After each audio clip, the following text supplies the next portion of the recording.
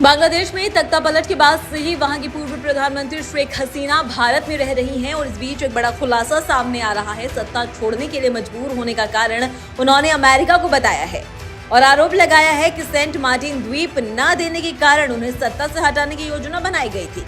इस पूरे घटनाक्रम में साजिश का आरोप उन्होंने अमेरिका पर लगाया है।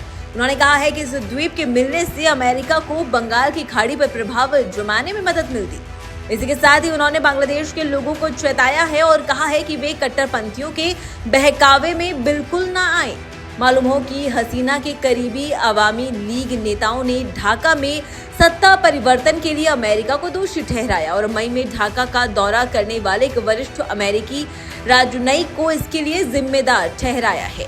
बता दें कि सूत्रों ने ईडी को दिए बयान में दावा किया है कि नौकरी कोटे का विरोध करने वाले दंगाइयों ने वास्तव में विदेशी तत्वों के हाथों में खेल रहे हैं, जो वास्तव में बांग्लादेश में सत्ता परिवर्तन की साजिश रच रहे थे।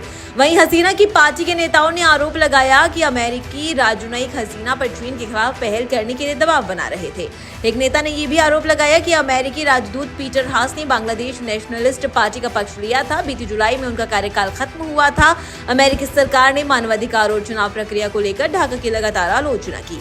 मालूम हो कि शेख हसीना ने छात्रों के उग्र विरोध प्रदर्शन के बाद 5 अगस्त को प्रधानमंत्री पद से इस्तीफा दे दिया था और देश छोड़कर भारत आ गई थी और वहां पर सुरक्षित स्थान पर रह रही हैं। और इसी बीच एक खबर सामने आ रही है कि बयान शेख हसीना ने अपने करीबी सहयोगियों के जरिए भेजा है। इकोनॉमिक टाइम्स को हसीना का यह बयान प्राप्त हुआ है।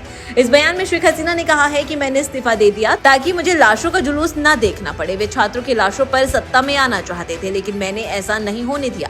मैंने प्रधानमंत्री पद से इस्तीफा दे दिया। अपने बयान में उन्होंने ये भी कहा कि मैं सत्ता में बनी रह सकती थी अगर मैंने सेंट मार्टिन द्वीप की संप्रभुता को त्याग दिया होता और अमेरिका को बंगाल की खाड़ी पर अपना प्रभुत्व कायम करने दिया होता। मैं अपने देश के लोगों से विनती करती हूँ, कृपया कट्टरपंथियों के बहकावे में न आए। शेख हसीना ने अपने बयान में कहा है कि अगर मैं देश में रहती तो और अधिक लोगों की जान चली जाती और अधिक संसाधन नष्ट हो जाते। मैंने देश छोड़ने का बेहद कठिन फैसला लिया।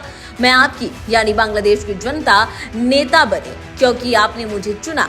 आप मेरी ताकत थे। उन्होंने अवामी लीग के नेताओं की हत्या की निंदा की और भरोसा दिलाया कि जल्द देश लौटेगी। इसी के साथ उन्होंने अपने संदेश में ये भी कहा कि मुझे ये खबर सुनकर बहुत दुख हो रहा है कि कई नेताओं की हत्या कर दी गई है, कार्यकर्ताओं को सताया जा रहा है, उनके घरों में तोड़फोड़ और आगजनी की जा रही है।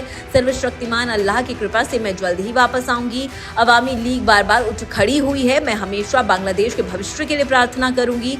शेख हसीना ने अपने बयान में बांग्लादेश को आरक्षण आंदोलन और छात्रों के विरोध का जिक्र करते हुए कहा, मैं बांग्लादेश के युवा छात्रों से दोहराना चाहूंगी, मैंने आपको कभी रजवाकार नहीं कहा। आपको भड़काने के लिए मेरे शब्दों को तोड़ मरोड़ कर पेश किया गया। मैं आपसे पूरा वीडियो देखने का अनुरोध करती हूँ। साजिशकर्ताओं ने आपकी मासूमियत का फायदा उठाया है और देश को अस्थिर करने के लिए आपका इस्तेमाल किया है।